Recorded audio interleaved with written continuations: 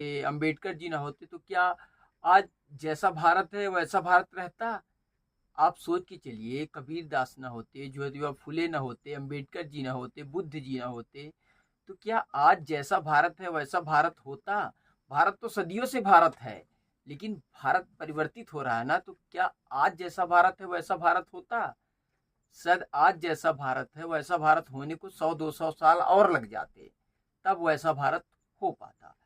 तो इन लोगों ने कुछ कुर्बानियाँ दी, शहादत दी, अपने जीवन में जो खुशियाँ आनी थी उसको न्यौछावर कर दिया। अब जैसे मान के चलिए डॉक्टर अंबेडकर जी, मान के क्या चलिए सत्य ही है, डॉक्टर अंबेडकर जी इतने पढ़े लिखे होने के बावजूद भी वो अगर चाहते तो अमेरिका जैसे शहर में, लंदन जैसे शहर में, तो कहीं भी बढ़िया बिंदास प्रोफेसर की जॉब कर सकते थे, ना कोई छुआछूत, ना कोई भेदभाव। वो तो अश्वेत भी नहीं थे, वो बढ़िया गोरे थे। मीन्स गोरे मीन्स अंग्रेज नहीं, उनका चेहरा जो था गोरा था, मीन्स काला नहीं था, तो उनके ऊपर उतना ज़्यादा भेदभाव का असर अंग्रेज नहीं किया करते थे, तो बढ़िया सा अपना जीवन व्यतीत कर सकते थे। लेकिन उन्होंने ऐसा नहीं किया, उन्होंने अपने समाज के लिए, देश के लिए अपनी खुशियों को न्यौछावर किया है। तो हमको भूलना नहीं चाहिए कि उन्होंने अपनी खुशियों को देश के लिए न्यौछावर किया है। कम से कम कभी कभी तो याद करना चाहिए कि हाँ, कुछ लोग थे, कुछ नेता थे जिन्होंने खुशियों को, अपनी खुशियों को हमारे लिए न्यौछावर कर दिया, अपनी खुशियों को हमारे लिए न्यौछावर कर दिया। अंबेडकर जी का जन्म जैसा कि हमने बताया 14 अप्रैल 1891 को मध्य प्रदेश के इंदौर के महू में हुआ था। उनकी मृत्यु 6 दिसंबर 1955 में हो गई थी, बीमार पड़ने के कारण। उनकी एक पत्नी का नाम, पहली पत्नी का नाम रमाबाई था, जो 1906 में जिनके साथ शादी हुई थी। रमाबाई इनकी बहुत, मतलब रमाबाई ने इनके जीवन में बहुत साथ दिया। 1935 तक में शायद उनकी मृत्यु हो गई थी, तो 1935 तक रमाबाई ने उनका कदम कदम तक साथ दिया, कदम कदम पे साथ दिया। उन्होंने बिल्कुल कदम से कदम मिलाकर साथ दिया। उन्होंने कभी भी रोक टोक कोई भी नहीं लगाया, इनके पढ़ाई में कोई भी रोक टोक नहीं लगाया कि भाई आप अब पढ़ना बंद कर दो, पढ़ाना बंद कर दो, कि कुछ भी बंद कर दो। तो रमाबाई ने ऐसा कुछ भी नहीं किया। और फिर रमाबाई की मृत्यु के बाद इनका जो वो है, बीमार पड़ गए, तो इनकी दवाइयाँ कराने के लिए इनकी दवाइयाँ कराने के लिए हॉस्पिटल ले जाना पड़ा था। तो फिर वहीं नर्स के साथ इनकी शादी हो गई थी, सविता अंबेडकर बाई उनका नाम था। वो महाराष्ट्र के ब्राह्मण समाज की लड़की थी, उनके साथ डॉक्टर अंबेडकर जी की दूसरी शादी हुई। और 1955 में, दिसंबर 1955 में डॉक्टर अंबेडकर साहब की मृत्यु हो गई थी। मृत्यु से पहले अंबेडकर जी ने हिंदू धर्म क्यों छोड़ा, इसके पीछे भी रीजन है। अब चलिए आप शुरू से अंबेडकर जी की कहानी सुनिए। जब शुरू में डॉक्टर अंबेडकर जी की माँ का नाम भीमाबाई था। भीमाबाई ने अंबेडकर जी को जन्म दिया था। अंबेडकर जी 14वें बच्चे थे, और अंबेडकर जी 14वें बच्चे थे, तो उन्होंने, मतलब समाज में पहले ऐसे व्यक्ति थे जो चौथी पास किया था बच्चा, समाज का ऐसा पहला व्यक्ति लड़का जो चौथी पास किया था। सोच के चलो, मतलब ऐसे समाज, अब चूंकि अंबेडकर जी के जो पिताजी थे वो सूबेदार के पद में थे, तो सूबेदार एक बड़ा पद होता है, तो इसके नाते उनको स्कूल जाने का हक मिल गया, एडमिशन का हक मिल गया। तो इनका एडमिशन तो हो गया भाई, कि चलो आपका एडमिशन हो जाता है, कर दिया गया। उनके पिताजी ने किसी तरह से अंबेडकर जी का एडमिशन करवाया। अब इनकी जो माँ है भीमाबाई ने, उन्होंने इनको इतना समझाया कि बेटा कुछ भी हो जाए, स्कूल नहीं छोड़ना है, कितना भी तुम्हारे साथ छुआछूत हो जाए, भेदभाव करे लोग, लेकिन आपको स्कूल नहीं छोड़ना है। और अंत में चल के अंबेडकर जी ने एक नारा दिया, शिक्षित रहो, संगठित रहो, संघर्ष करो। मतलब कि आप शिक्षित रहो, संगठित रहो, संघर्ष करो। शिक्षित रहो मीन्स आप शिक्षित रहो, मीन्स आप जागृत रहो, आपके अंदर शिक्षा का अभाव ना हो। शिक्षा रहेगी तो आप अपने हक की लड़ाई ले लेंगे। संगठित रहोगे, मिल के कुछ भी करोगे तो अच्छा ही करोगे। कुछ भी काम मिल के करोगे तो अच्छा ही होगा। एकता जहाँ रहेगी वहीं सब कुछ होता है। एकता से ही काम बनता है। और संगठित मतलब मिलके रहना है। शिक्षित रहो, संगठित रहो, संघर्ष करो। और जीवन में संघर्ष करना है, हमेशा संघर्ष करते रहना है। जीवन का नाम ही संघर्ष है। आप मान के चलिए जिंदगी का नाम ही संघर्ष है। संघर्ष ही जिंदगी है या जिंदगी ही संघर्ष है, ऐसा आप मान के चलिए। तो अंबेडकर जी चौथी पास करने वाले पहले ऐसे लड़का थे जो अपने समाज में चौथी पास किए थे, या समझ के चलिए ऐसा पहला लड़का था जिसका एडमिशन हुआ था स्कूल में। और इनको ऐसी जगह में बैठने को दिया जाता था जहां सारे बच्चे जूते चप्पल उतारते थे। अब उन उन छोटे बच्चों की भी कोई गलती नहीं थी जो जूते चप्पल उतारते थे। गलती उनके माँ बाप की थी जो ऐसी शिक्षा देते थे कि बेटा तेरे साथ ये जो नीच कुल के लोग आ रहे हैं, ये छुआछूत वाले लोग हैं, इनको छूना नहीं है, इनके पास बैठना नहीं है, इनसे बोलना नहीं है, इनका छुआ हुआ पानी नहीं पीना है। तो गलती बुजुर्गों की थी, गलती उन छोटे छोटे मासूम बच्चों की नहीं थी। उनके मन में तो भरा गया था कि ऐसा तुमको करना है। उनके मन में तो भरा गया था कि ऐसा तुमको करना है। ठीक है। तो अंबेडकर जी चौथी पास करने वाले पहले ऐसे व्यक्ति थे जो अपने कुल में चौथी पास किए थे। और अंबेडकर जी के स्कूल में एक ऐसा रूल था कि भाई जो सबसे ज़्यादा नंबर लेके आएगा वो लाइन में सबसे आगे बैठेगा। जो सबसे ज़्यादा नंबर लेके आएगा वो स्कूल की लाइन में सबसे आगे बैठेगा। लेकिन इनके साथ ऐसा भी नहीं हुआ। इनके साथ यहाँ भी भेदभाव किया गया। भाई ये नंबर लाने वाले व्यक्ति थे, होशियार बच्चा था, तो इन्होंने नंबर तो ज़्यादा लाया लेकिन इनको आगे बैठने का हक नहीं मिला। इनको वही जगह, वही दरी, अलग से दरी, वही जूते चप्पल के पास बैठना, पीछे बैठना ही इनके नसीब में मिला। नसीब ना कहें तो ही अच्छा होगा, समाज की ही बुराई कहें तो अच्छा है। तो उनको वहीं बैठने को मिला। अब इनको जिस दिन चपरासी नहीं आता था तो पानी भी नहीं मिलता था। इनको दूर से पानी दिया जाता था, दूर से पानी, दूर से खाना, ताकि छुआछूत ना हो जाए। अब सोचिए उस समय यदि किसी लड़के के साथ इतना भेदभाव, आज अगर किसी लड़के के साथ इतना भेदभाव हो जाए तो वो क्या सोचेगा कि हमारे साथ ऐसा क्यों हो रहा है, ऐसा आखिरकार क्यों हो रहा है। अरे जरा सा इतना छोटा सा बच्चा, अगर 10 बच्चे एक साथ हैं और उसको अलग करके पूछो तो वो कहता है कि दादाजी वो बच्चा कैसा है, हम कैसे हैं, उसके साथ क्या हो रहा है, हमारे साथ क्या हो रहा है। तो सोचो चौथी क्लास के बच्चे के साथ इतना भेदभाव, ये समाज में कितनी बुराइयां भरी थी। हमारे देश के अंदर समाज में कितनी बुराई भरी थी। सोचो 1900 के दशक में समाज में कितनी बुराई भरी थी। और आज कुछ लोग तो अंबेडकर जी को ऐसे बुरी नजर से देखते हैं, हमको तो लगता है उनको चुल्लू भर पानी में डूब मरना चाहिए। हैं? कुछ लोग तो जय भीम बोलने पर नीले कबूतर कह देते हैं। हमारे सामने आ जाए ना, हम उनको चुल्लू भर पानी भी न दें डूबने के लिए, ऐसे ही डूब मर जाए, पीने को पानी न दें मर जाए ऐसे लोगों को। हैं? कैसे कैसे लोग हैं भाई दुनिया में।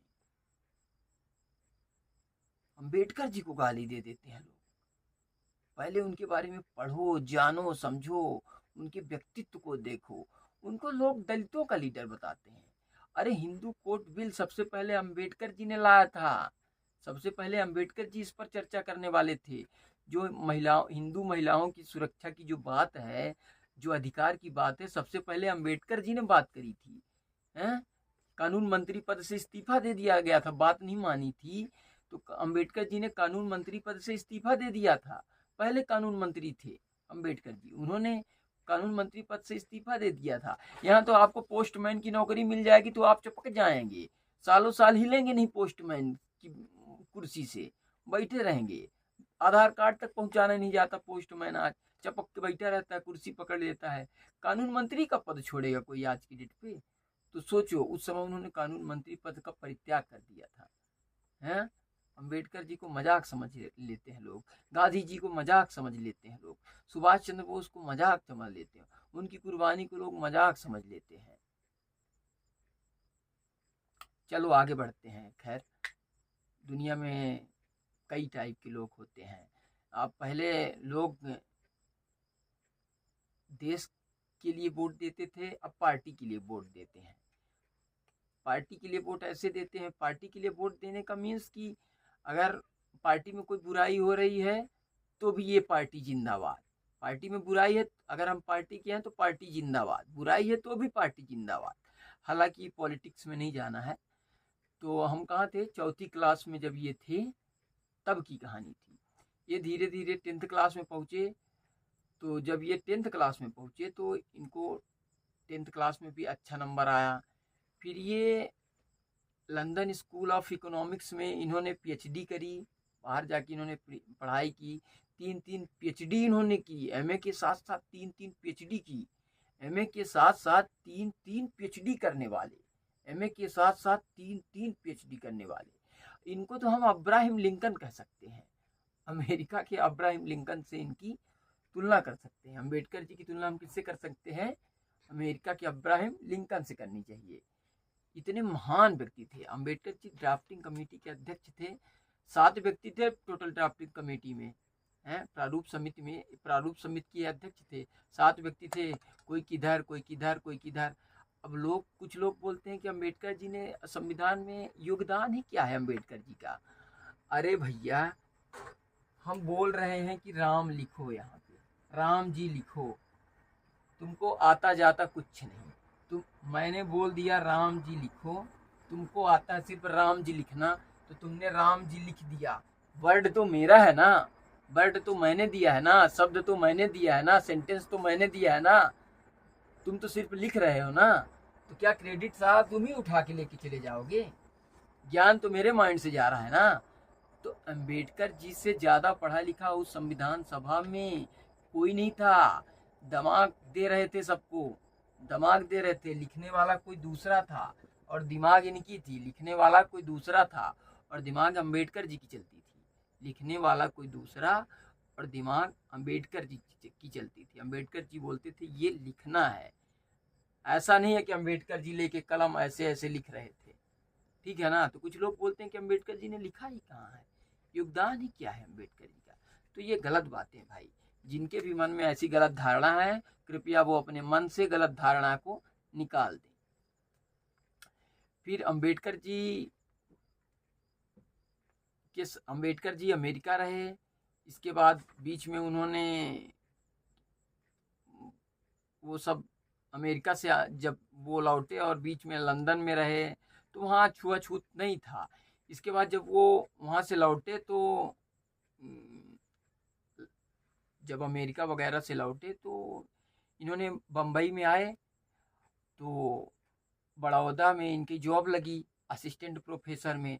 इनको सोचो, बम्बई में कोई लेने तक नहीं आया, बम्बई में इनको कोई लेने तक नहीं आया।